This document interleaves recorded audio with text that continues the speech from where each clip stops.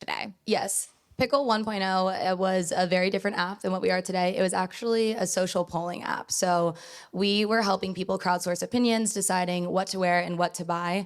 Think about Instagram polls, but put it into an app. So if you were in the market to buy something new or asking a community of like-minded people what to wear, they would vote on your poll. And then ideally that would de-risk your purchase decision or whatever you were looking to get advice on.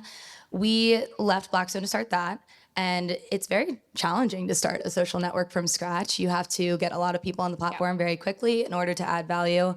And that was its own challenge. We started, it was really hard. We were first time founders. We really didn't know what we were doing, and learning about getting people to download an app, finding utility there was something we hadn't done before. And when we were doing a deep analysis on what was working, what wasn't working, we quickly realized that we didn't have retained users. People didn't want to come back onto the app. So they had downloaded, they'd create an account, but then they weren't really using it after that, which is a very big problem if you're building an app. So we took some of that data and then we thought, okay, well, this is not great, but what are some of the good things that are happening on here?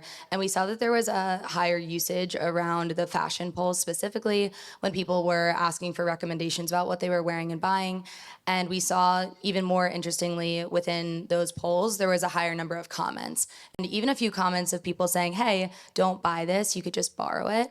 And that was a big insight aha moment of, hey, this is interesting. It seems like there might be an opportunity for people to open up and share their closets with each other. What is very capital intensive, and we had zero money.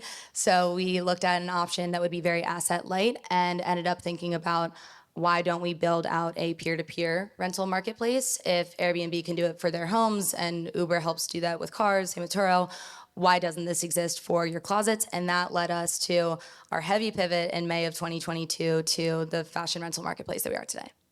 Amazing. Thank you for sharing that story. I know I've heard it a bunch of times from you, but you guys will open up to questions at the end. So thank you, Julia, for sharing that. Gretchen, so same question for you.